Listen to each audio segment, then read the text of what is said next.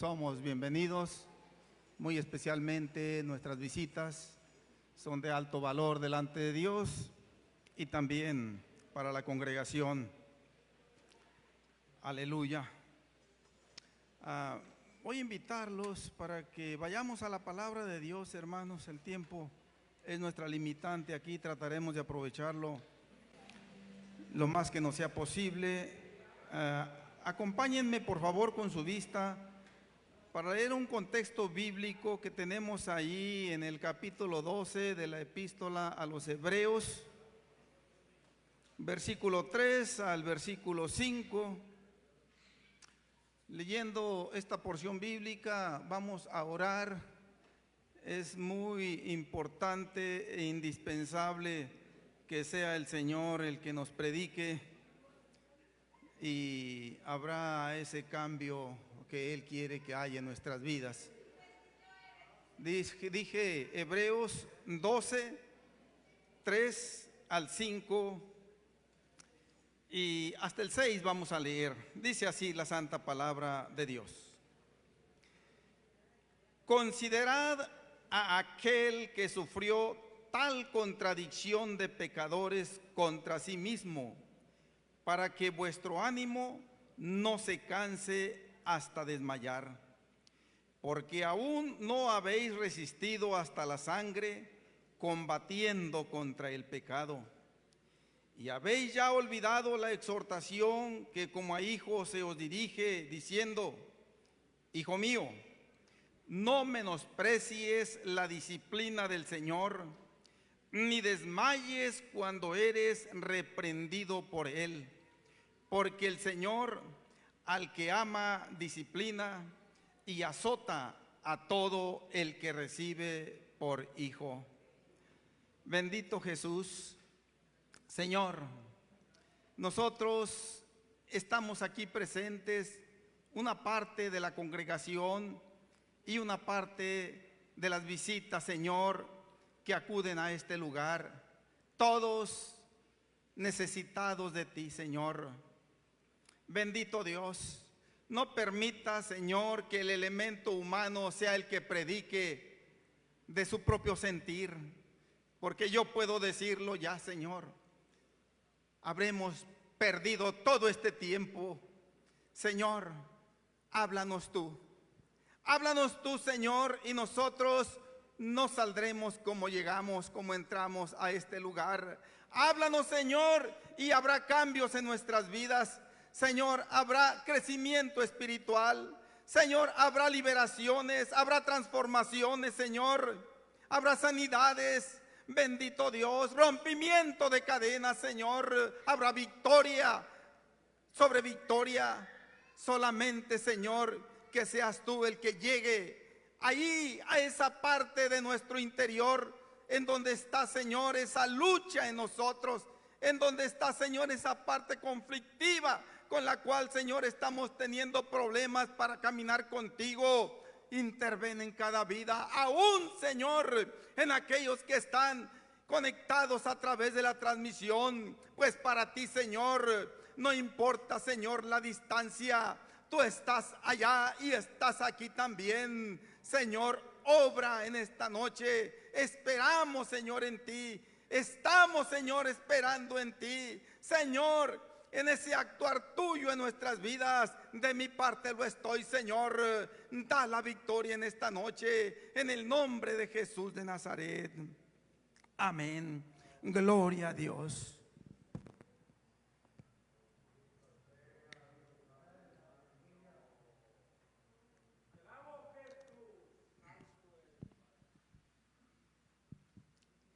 Le puse por nombre a esta predicación una exhortación bíblica. Así como se escucha, una exhortación bíblica. Y la palabra exhortación significa dar palabras de ánimo a alguien que lo necesita. Así. Hay otras definiciones más, paralelas, pero creo que esta es de la más entendible. Y creo que de acuerdo a esa definición, todos necesitamos de esas palabras de ánimo, de aliento, sin excepción alguna, desde la oveja hasta el pastor.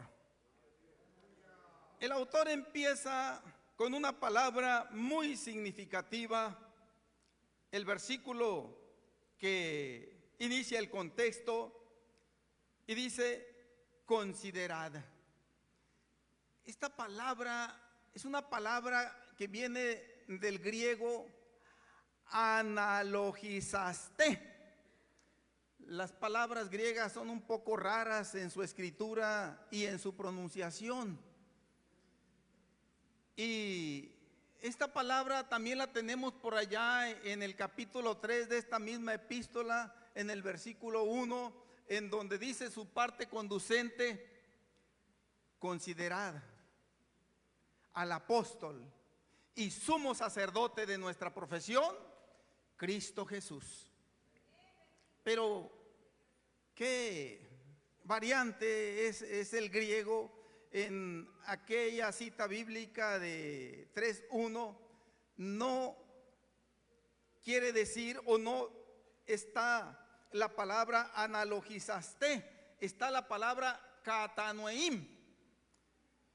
Katanoeim se refiere a que se centre de una manera muy cuidadosa la atención en algo para aprender lo que Dios quiere enseñarnos ahí. Por allá en Lucas 12:24, si mal no recuerdo, el Señor la menciona otra vez y dice: considerad los cuervos, que ni tejen, ni hilan, y ni guardan en graneros, ni en despensas, y Dios los alimenta. Y Dios nos enseña lecciones a través de esas aves. Pero aquí en esta cita concreta, considerad, no es para que centremos nuestra atención en algo y que aprendamos lecciones como los cuervos, que nos enseñan que ellos no se preocupan por el alimento diario, no se preocupan por el vestir diario, no se preocupan por en dónde van a dormir. Y el Señor dice que nosotros valemos mucho más que ellos. Y esa es la enseñanza principal de esa cita bíblica. Pero aquí, analogizaste es la palabra de la que viene nuestra palabra castellanizada, analogía. Y la palabra analogía quiere decir que debemos reflexionar, debemos considerar cuidadosamente, debemos pensar en algo para, en consecuencia, ver nuestra situación actual. ¿Y qué es lo que el autor nos invita a considerar? Dice en palabras ilustrativas: a aquel que sufrió tal contradicción de pecadores contra sí mismo.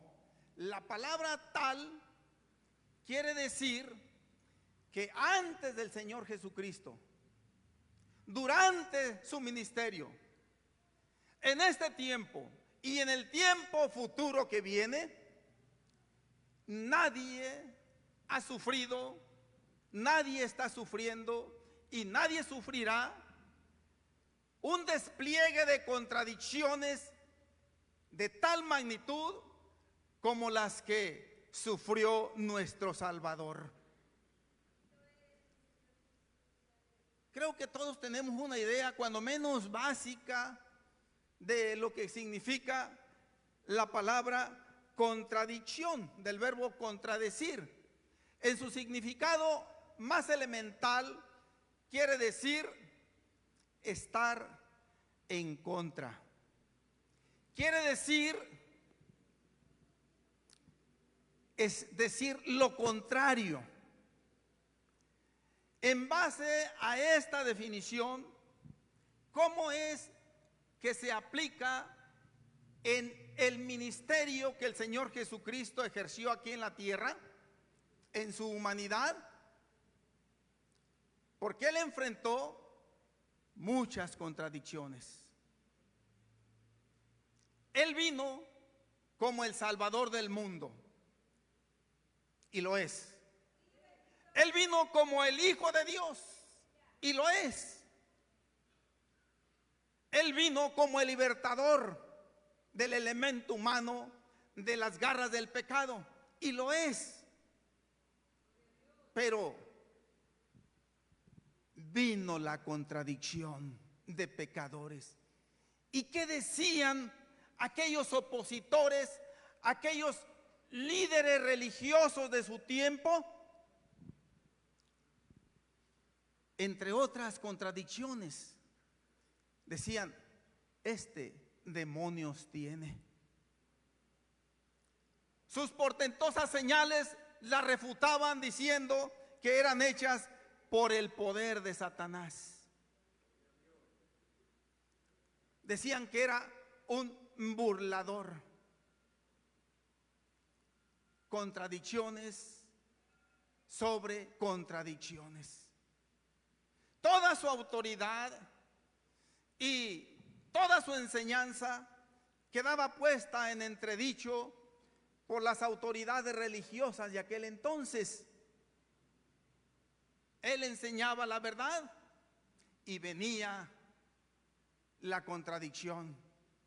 Eso no es cierto. No le crean nadie, porque ninguno de los escribas, de los fariseos y de nuestras autoridades religiosas ha creído en él. Y por lo tanto, nadie le crea. Contradicciones, dice nuestro autor de Hebreos. Y la palabra que significa en nuestro español analogía, entonces nos dice el autor, como si nos preguntara y nos dijera, ¿sientes que la estás pasando bastante mal? Pues voltea a ver lo que nuestro Salvador enfrentó y cómo lo enfrentó, y vas a darte cuenta que la estás pasando muy bien, porque nos invita a tomar como punto de comparación la vida y el testimonio ejercido por el Señor Jesús, para que nosotros veamos en perspectiva cómo es en realidad nuestra situación. Porque va a depender mucho del punto de comparación que hagamos de nuestra vida para que lleguemos a la conclusión si somos gente bienaventurada, de éxito, victoriosa, o somos gente desafortunada. Porque al ir caminando en el sendero de la vida, vamos a ver siempre personas mejor situadas que nosotros en todos los aspectos, en lo económico, en lo intelectual, en lo social.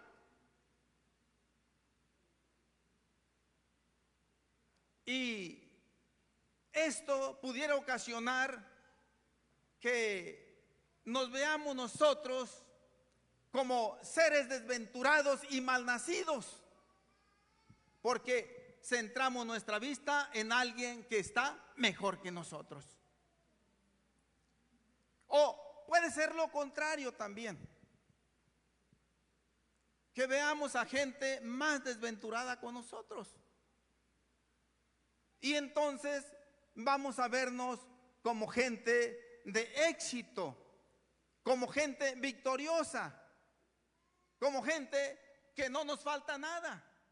Todo va a depender del punto de comparación con que califiquemos nuestra vida.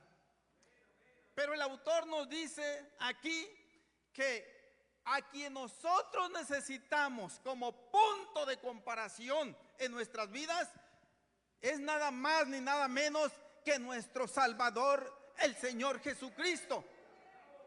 Y cuando nosotros pongamos siempre ese punto de comparación en nuestras vidas, vamos a considerarnos los seres más bienaventurados. Cuando nosotros veamos cómo el Señor enfrentó toda esa serie de pruebas, le vinieron de todos los ángulos y de todo tipo, del mismo Satanás, aún de sus discípulos. El diablo es muy sutil, se camufló y tomó posesión del razonamiento del apóstol Pedro. Y cuando el Señor les dijo que era necesario dar su vida por la humanidad, que era necesario morir, pero antes iba a padecer mucho de los líderes religiosos y políticos en Jerusalén, el apóstol Pedro, pensando que estaba bien su lógica, le dijo: Señor, ten compasión de ti, en ninguna manera te acontezca eso. ¿Y qué le dijo el Señor? ¿Tiene razón, Pedro? No. Le dijo: quítate de delante de mí, Satanás, me eres tropiezo, porque no pones tu mirada en las cosas de Dios, sino en las de los hombres. Así de sutil es el enemigo.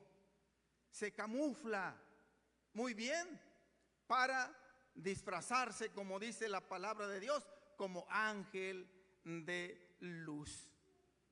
Entonces, siempre que nosotros nos analicemos a la luz de las pruebas, de la aflicción y de la vida única y ejemplar que llevó nuestro Maestro, nosotros vamos a estar de victoria en victoria. ¿Y para qué quiere nuestro autor que consideremos a nuestro Señor Jesucristo? O que lo pongamos como nuestro punto de comparación para ver en perspectiva nuestro caminar. Dice el versículo en la parte final: para que vuestro ánimo no se canse hasta desmayar. El Señor lo sabe, el autor de Hebreos lo supo, nosotros lo sabemos hoy, que el cansancio es algo muy normal en el elemento humano, porque somos seres falibles, limitados, y tarde que temprano nos llega el cansancio. Los justos del Antiguo Testamento, que nos narra el capítulo 11 de esta epístola, el mismo Señor Jesucristo, experimentaron el cansancio.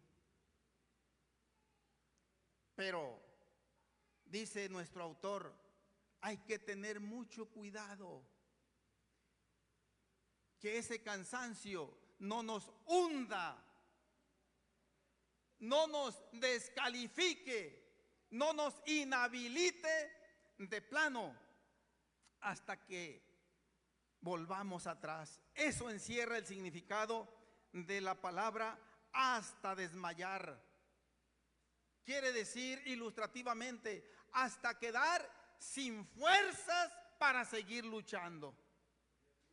hasta quedar sin ningún estímulo, sin ninguna motivación para seguir caminando con el Señor. Esta es la prevención, el énfasis de este versículo, gloria a Dios. Entonces se comprende que el cansancio es humano, hasta cierto punto es normal. Quizás es una de las causas por las que hay tantas bancas vacías aquí, principalmente en los cultos de entre semana. El cansancio. Pero no se está refiriendo potencialmente al cansancio físico, se está refiriendo al cansancio espiritual, que es más letal todavía que el físico. Porque cuando menos el cansancio físico, nos recostamos, dormimos unos minutos, descansamos, aunque no durmamos, recuperamos fuerzas y ya podamos estar en condiciones de seguir afanando, de seguir la marcha, de seguir la carrera. Pero el cansancio espiritual es más peligroso, porque ese no se recupera con vitaminas o con tomarse un café negro o con tomarse un Monster o un Red Bull o cualquier otro estímulo que despabile los sentidos. No, ahí no funciona eso. El cansancio espiritual, el remedio efectivo está en el alimento que es la palabra de Dios. Está en lo que ella nos indica, nos enseña, la oración. ¿Cuántos de nosotros, no vaya a levantar la mano, yo soy enemigo, salvo muy raras ocasiones, de pedirles que levanten la mano para que me contesten afirmativa o negativamente algo? Pero ¿cuántos de nosotros cruzamos este día sin haber orado hasta que llegamos aquí? Entonces, eso ocasiona cansancio, ocasiona desaliento, ocasiona que nos pongamos en ese peligro fatal de desmayar y ya no poder seguir en la lucha.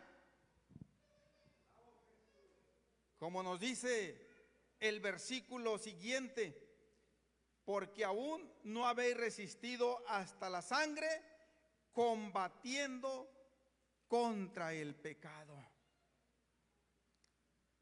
Quedar sin fuerzas para combatir contra el pecado es naufragar en la carrera de la fe. Es quedar ya descalificados, de participar en el reino de los cielos. El combate contra el pecado es una lucha a muerte, constante, ininterrumpida. Aquí se utilizan términos grecorromanos del atletismo. En el versículo 1, el autor nos menciona una palabra que es muy común en el atletismo, que es correr.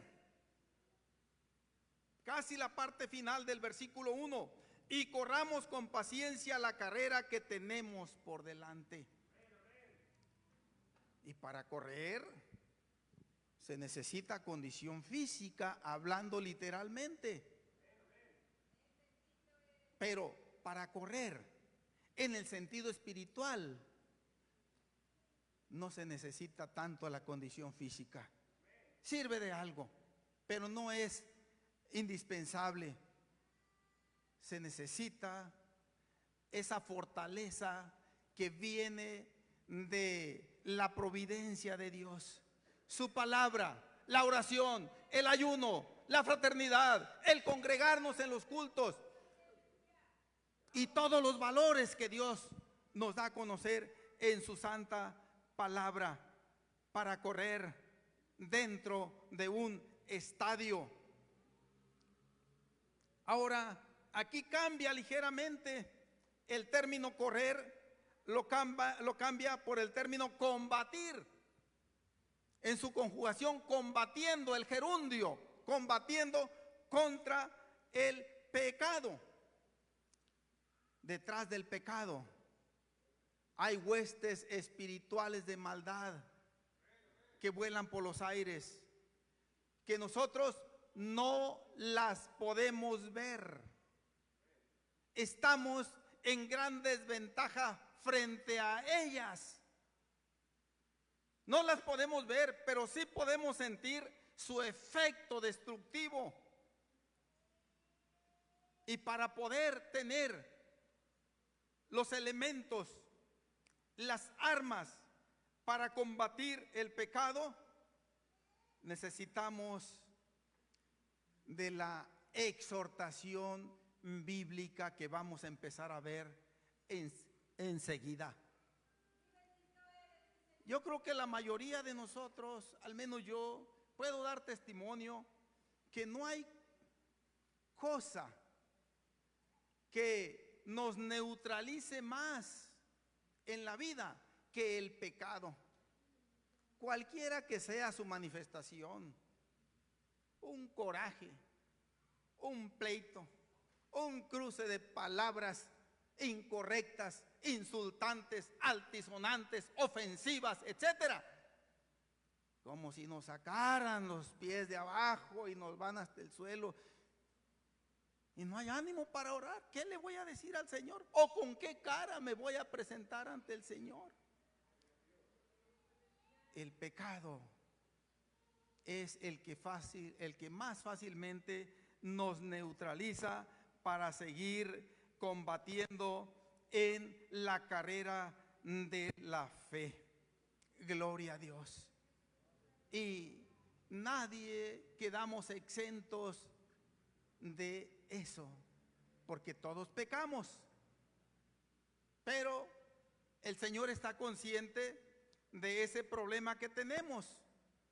Por eso es que envía aquellos elementos humanos, los inspira desde el Génesis hasta el Apocalipsis para dejarnos su santa palabra y darnos la clave, decirnos cómo es que nosotros podemos seguir la carrera y llegar victoriosos hasta la meta final sin haber quedado postrados en el camino. Acordémonos que la vida del creyente comprende 3 etapas principales, o totalmente, no hay más etapas. La conversión, el gozo del primer amor, el arranque de la carrera hacia el cielo, es la primera etapa. La última etapa es la entrada en la patria celeste. O tomando la figura del éxodo del pueblo de Israel, la entrada a la tierra prometida. Llegar al último respiro de nuestra vida siéndole fiel al Señor, combatiendo, luchando, gloria a Dios. Pero en medio de esas 2 etapas se encuentra la más difícil. Es en la que se encontraban los primeros lectores de Hebreos. La etapa de la prueba, de las luchas, de la tentación, de la aflicción. Los primeros lectores acababan de salir, algunos con más tiempo, otros con menos, pero acababan de salir del legalismo de la ley de Moisés y ahora habían abrazado las buenas nuevas de salvación y habían creído que el Señor Jesucristo es el Mesías, el Salvador del mundo, y lo habían recibido como tal. Y por ese testimonio que ellos tenían, ellos enfrentaron fuerte oposición también, empezando por la familia consanguínea, después por sus hermanos de sangre, los mismos israelitas. El rechazo, la descalificación. Ellos enfrentaron también contradicciones, pero nunca en el extremo en que el Señor Jesucristo las enfrentó. Y ellos combatieron contra el pecado de esa manera, guardando su testimonio, perseverando en medio de aquella oposición. Y ellos pudieron en su tiempo combatir contra el pecado de esa manera. Ahora nosotros nos toca vivir en otro tiempo. Ellos estaban en el peligro latente de volverse a la ley de Moisés. Nosotros no tenemos ese peligro en ese tiempo. Pero eso no quiere decir que no estemos recibiendo ataques de todos lados que tratan de neutralizarnos, de cansarnos y de dejarnos fuera de combate. También es diferente la técnica que el enemigo utiliza, pero la finalidad es la misma: hacernos que nosotros nos desmayemos, nos hundamos. Por allá en Isaías capítulo 40, versículo 30 y 31, si mal no recuerdo, ahí me corrigen por favor, que dice: los jóvenes flaquean y caen.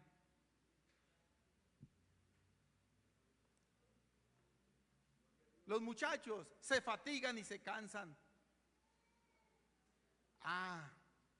Pero después viene el cambio. Pero los que esperan en Jehová tendrán nuevas fuerzas. Levantarán alas como las águilas. Correrán y no se cansarán. Caminarán y no se fatigarán.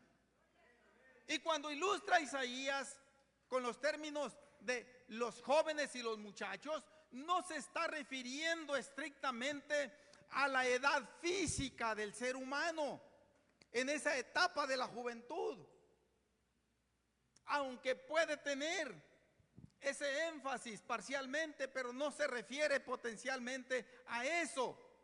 Se está refiriendo a la inmadurez del cristiano, que tiende a actuar de una manera arrebatada, irreflexiva, imprudente, sin tomar en cuenta las prevenciones, la exhortación bíblica. Y cuando sucede eso, independientemente de la edad física, flaquean y caen y no perseveran en la lucha.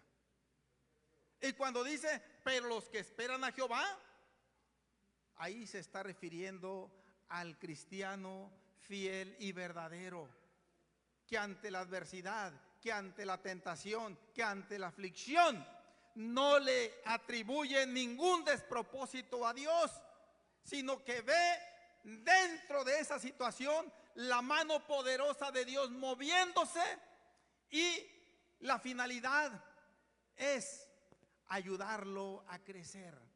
Todos necesitamos ese estímulo, esa ayuda de Dios para crecer.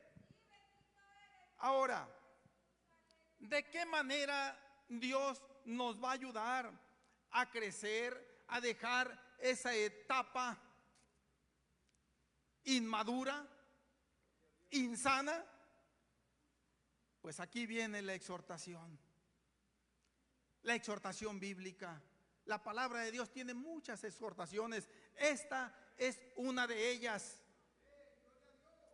Porque cuando estamos nosotros en el torbellino de una prueba, de una aflicción, cualquiera que sea su naturaleza, puede ser una fuerte enfermedad, aún enfermedades mortales, en donde el elemento humano, la ciencia médica, no tiene nada por hacer ya ahí.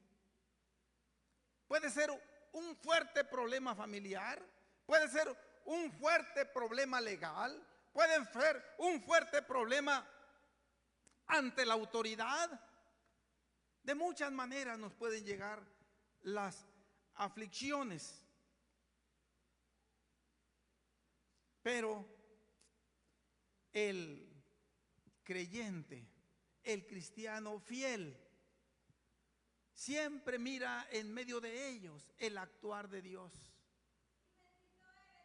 Y no nada más mira el actuar de Dios, sino el propósito de Dios que tiene al estar allí metido en esa situación juntamente con nosotros.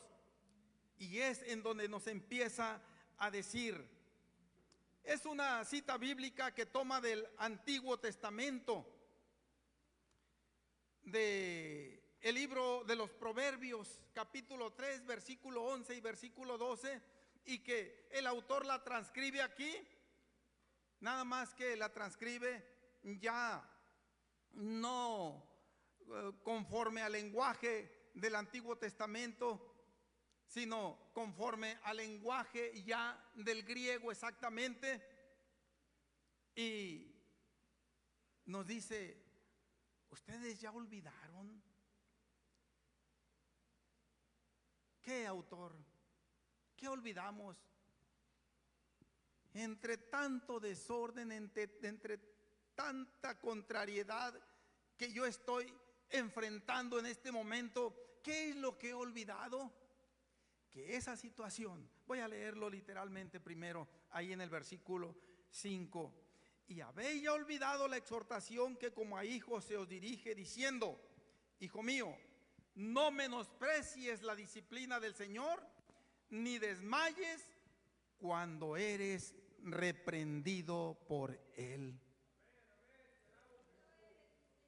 La palabra reprender es diferente en su significado a la palabra exhortar. La palabra exhortar, ya dije, es la expresión de palabras de ánimo a alguien que la necesita porque está desanimado o desalentado. Pero aquí cuando dice, cuando eres reprendido, la palabra reprender quiere decir llamarle a alguien fuertemente la atención para que cambie de conducta, para que cambie de parecer, para que cambie su perspectiva de ver la vida. Eso es reprender. Y la hace la reprensión alguien que tiene esa autoridad sobre algo o sobre alguien.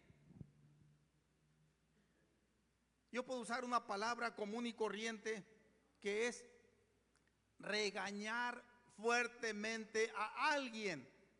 Y esto, al menos a los que ya están de mi generación, puede recordarnos nuestra vida pasada en nuestros hogares, cuando nuestros padres nos regañaban, y no nada más de palabra. Empezaban a quitarse el cinto en la mayoría de las ocasiones y agárrense hasta con las uñas. Los viejos, así como yo, creo que recuerdan esas experiencias no gratas, por cierto, pero con un efecto medicinal de ayuda que nos ayuda a nosotros a que no hayamos ido a parar en una prisión o en una pandilla o en un grupo delincuencial. ¿Por qué? Porque fuimos reprendidos por nuestros padres. Hijo mío, no menosprecies la disciplina del Señor, ni desmayes cuando eres reprendido por Él. Aunque estas palabras suenan fuertes para nuestra vida, el autor nos está aclarando y dice, estas palabras Dios no les está dirigiendo como sus hijos. Las aflicciones, las pruebas, las luchas, las tentaciones, en ningún momento son evidencia del rechazo o de la descalificación de Dios para nosotros, sino todo lo contrario. Es una clara evidencia de que Dios nos ha tomado como sus hijos y nos está tratando como tales. Así como el padre humano se preocupa por corregir a su hijo cuando lo ve que obra mal, o cuando lo escucha que empieza a decir malas palabras, inmediatamente actúa drásticamente para estorbarle esa ruta equivocada que lleva. Hay alcanzo a ver aquí dos actitudes, a cual más de ellas fatales, que se pueden adoptar ante Dios cuando Él ejerce su derecho legítimo de disciplinarnos o de corregirnos. Aquí tenemos las dos reacciones posibles: menospreciar la disciplina de Dios.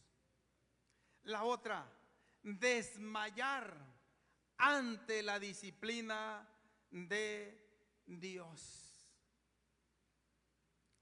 ¿Qué quiere decir? O más bien dicho, ¿cómo es que el creyente, porque esta porción es para el cristiano, para aquel que ya está comprometido con el Señor? Acordémonos que dice que se nos dirige como a hijos de Dios. O sea, que ya fuimos bautizados en el nombre de Jesucristo y que ya fueron perdonados nuestros pecados. Y de allí en adelante, así como cuando se inicia la vida física de un recién nacido, empieza la madre principalmente y también el padre a ejercer disciplina, educación correctiva gradual sobre el pequeño, sobre la pequeña, desde prácticamente casi desde que sale del vientre de la madre. Cuando empieza a tirar el biberón, el chupón, el juguete. No haga eso. Es una disciplina. Parece que no, pero ya se está ejerciendo esa disciplina. Y así, conforme va creciendo, va aumentando la severidad de la disciplina. Así actúa Dios también con nosotros. Regularmente el Señor no ejerce una disciplina aquel que acaba de salir de las aguas del bautismo, igual a como lo ejerce con alguien que ya tiene años caminando con Él. Es diferente la intensidad de la disciplina que Dios ejerce, pero invariablemente a todos nos disciplina el Señor, a todos nos corrige, porque Él siempre se está preocupando por nosotros para educarnos en nuestro comportamiento, en nuestra vivencia diaria, para educarnos en la vida de santidad. ¿Cómo es que nosotros podemos menospreciar la disciplina del Señor? Una de las formas en que la podemos nosotros menospreciar es negarnos a reconocer que en la aflicción X que estemos nosotros enfrentando, padeciendo, viviendo, mencioné yo hace rato algunas de ellas. Puede ser una fuerte enfermedad, puede ser un fuerte accidente. Yo los he tenido, creo que muchos de ustedes los han tenido. El Señor quiere corregirnos a través de esos sucesos adversos. Pero muchas veces podemos cegarnos a tal extremo de que nos negamos nosotros a ver la mano de Dios ahí. Y simple y sencillamente nos limitamos a decir, es culpa del diablo y ya. Es culpa de mi esposo y ya. Es culpa de mi vecino, de mi vecina y ya. Es culpa del presidente municipal y ya. Es culpa del pastor y ya. Y no vemos más allá, porque más allá está el Señor actuando con propósitos buenos para nosotros. Y cuando nosotros estamos conscientes de ese cuidado que Dios ejerce sobre nosotros día y noche, inmediatamente tratamos de ver qué es lo que el Señor me quiere enseñar con este problema que tengo encima. No cegarnos, no echarle la culpa, aunque la haya.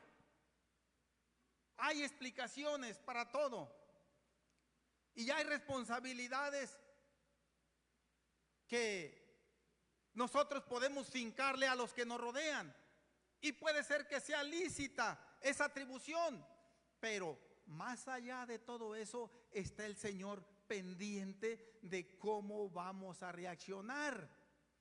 Hasta aquí el autor de Hebreos nos ha estado hablando de la aflicción, de la prueba, de la tribulación, del problema bajo la perspectiva humana. La contradicción de pecadores es producto de la oposición de aquellos que rechazan el evangelio. Una oposición humana, y puedo decirlo también, satánica. Pero ahora nos empieza a ilustrar una nueva dimensión de la prueba de la adversidad, en donde el elemento humano también está inmiscuido ahí. Pero hay algo más importante. El Señor, a través de la aflicción, del problema, de la tribulación, de la prueba cualquiera que sea, nos está diciendo el autor de Hebreos, es una providencia de Dios para disciplinarnos, para bajarnos los humos, para pulverizar el orgullo, la soberbia, la arrogancia que muchas veces se levanta en nosotros. El Señor tiene ese método, esa manera tan efectiva de hacerlo, en donde nosotros vamos a sentir pues que tenemos que humillarnos, tenemos que corregirnos. No debemos menospreciar la disciplina del Señor, porque es indispensable para nuestras vidas. Otra reacción muy normal que se puede adoptar ante la disciplina correctiva de Dios es ver nuestra situación solamente y levantarnos como mártires incomprendidos y decir, pero ¿qué he hecho yo para que me esté sucediendo esto? Claro que esa es una reacción errónea del todo, que indica que tenemos nuestra mirada puesta no en el Señor Jesucristo, sino aquellos que nos rodean, en los demás. Pueden ser de la iglesia, pueden ser gente inconversa, que aparentemente no tienen ningún problema, ninguna prueba, como que llevan una vida, pero bien, a gusto. Y parece ser que todo el problema viene y se concentra en mí. Pues, ¿qué es lo que he hecho yo para que me esté pasando esto o aquello? Cuando las palabras deberían de ser más bien, ¿qué es lo que no he hecho yo para que me esté sucediendo esto? Si muchas veces reflexionamos equivocadamente y llegamos a pensar que el Señor se está excediendo y nos está aplicando una sobredosis de corrección, de disciplina, debemos reflexionar a la par de eso, que el Señor entonces debe amarnos mucho. La sola circunstancia de que no alivie el dolor, la tribulación, la aflicción, que no quite el problema de encima por un tiempo considerable, es una muestra de su persistente intención de hacernos bien. Él siempre va a procurar que el problema, que la enfermedad o que la tribulación X, Y, Z nos haga el mayor bien posible antes de que cese. Este predicador ha tenido esa experiencia una y otra vez. Es fácil también menospreciar la disciplina de Dios de una manera equivocada, obviamente, viendo solamente en lo que nos acontece la mano arbitraria del destino y no ver la mano de Dios moviéndose ahí. Y nos resignamos. Ni modo, a mí me tocó. A apechugar se ha dicho. ¿Qué más hay que hacer? A aguantar. Estamos en peligro también de perder la lección que el Señor quiere enseñarnos. Ahora, la otra reacción es igualmente fatal. Desmayar, que quiere decir hundirnos ante la disciplina correctiva de Dios. ¿Y cómo es que nosotros podemos hundirnos? Equivocadamente. Y esto nos ha pasado prácticamente a todos de una manera tan palpable, tan sencilla. Y cuando estamos atravesando por una prueba, por una situación difícil, nos llegan esos pensamientos que el maligno nos insinúa y llegamos a pensar, pues si el Señor está permitiendo que me pase esto, está permitiendo esto en mi vida, pues es que ya no me ama, ya no me quiere, ya me desechó, ya no tiene caso seguir adelante.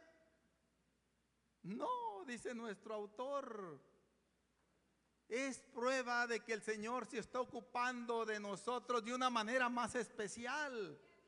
No, señores, nos dice a todos los que ya estamos bautizados, no hay que ni menospreciar la disciplina de Dios, ni desmayar ante ella, ni un extremo ni el otro. Antes bien, debemos tener una perspectiva correcta de la situación en la cual estamos nosotros inmersos,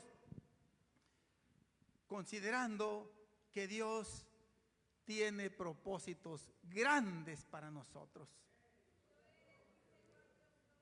¿Propósitos? Sí, propósitos buenos, grandes.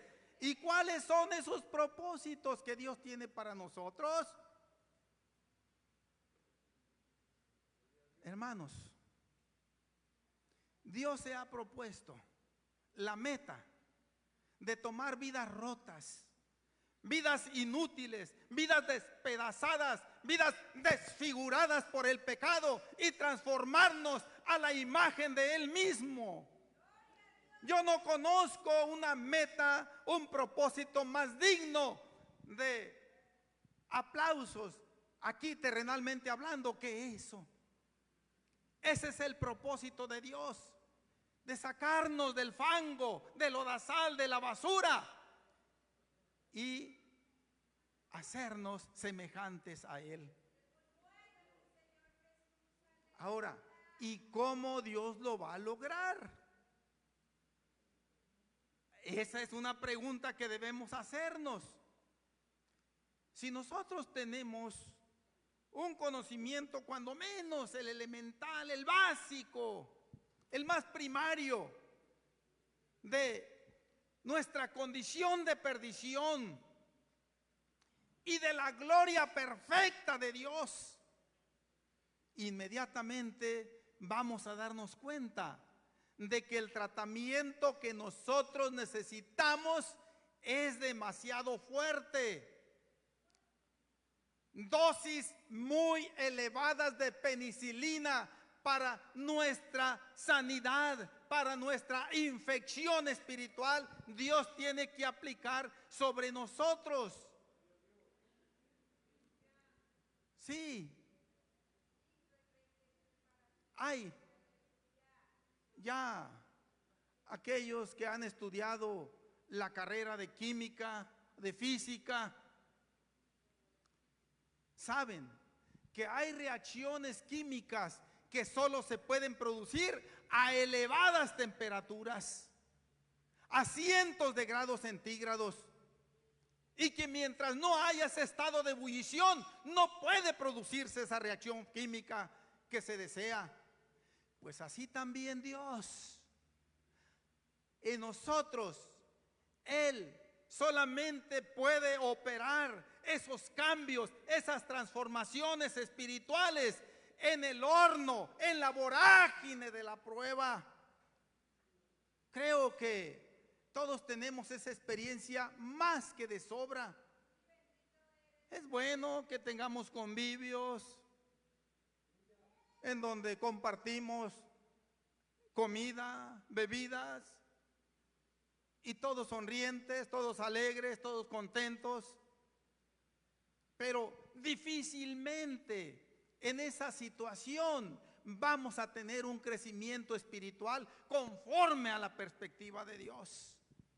De alguna manera vamos a cultivar la fraternidad entre nosotros, pero un crecimiento espiritual difícilmente lo vamos a tener. Es en la aflicción en donde Dios sabe que puede llevar a cabo esos propósitos. Somos tan duros, empezando por este predicador. Somos tan contumaces, tan rebeldes, tan necios, que de ninguna manera nosotros debemos llamarnos a sorprendidos cuando vemos al Señor que va y descuelga el látigo.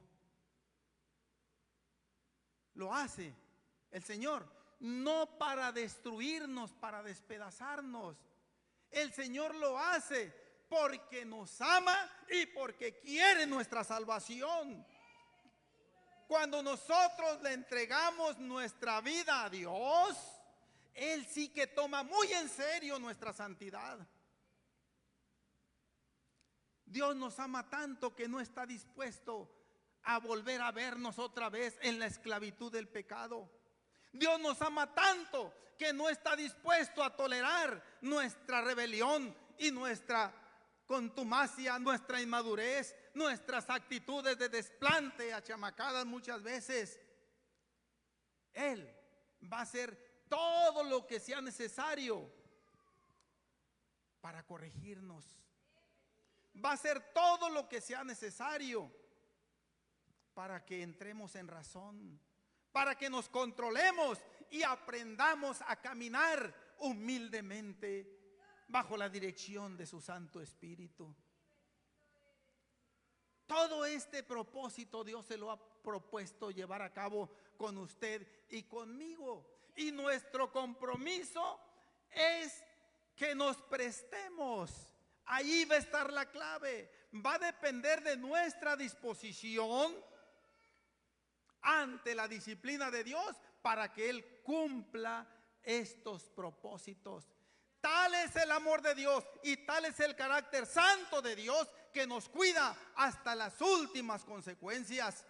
Como el padre al hijo, a quien quiere, a quien ama, y se deja ir al fuego para rescatarlo, para salvarlo. No importa lo que tenga que arriesgarse o padecer, es su hijo y se mete por él, aunque implique esto peligro de perder la vida. Pues así actúa Dios cuando nos ve a nosotros en una condición, en una conducta, en una situación de desinterés hacia sus lineamientos. Él interviene. Pidámosle al Señor, cuando oremos, que intervenga en nuestras vidas. Pero se ve intervenir con el látigo en la mano. Con más razón. Aquí tenemos la prevención en el versículo 11. Es cierto que ninguna disciplina al presente parece ser causa de gozo, sino de tristeza. Pero viene un después. Y ese es el después, ese después es el que nosotros debemos anhelar. Esa madurez espiritual que llene la perspectiva de Dios. Hermanos, el tiempo se nos ha ido. Hay más que decir sobre esto. De hecho, el autor solamente inicia un tema que va a continuar viendo en los siguientes versículos y lo concluye en el versículo 11, que aclara que la disciplina de Dios es necesaria, pero así como es necesaria, es saludable y benéfica para todos nosotros. A ninguno de nuestros hijos o nosotros mismos, cuando nuestros padres nos agarraban con el cinto y nos fajaban unos 3 o 4 bien dados, ¿quién soltaba una risa en ese momento? ¿Quién regalaba una sonrisa a nadie? Nadie. Así es cuando estamos recibiendo la disciplina de Dios. Pero después viene el premio, la satisfacción de aprender a caminar como hijos maduros de Dios.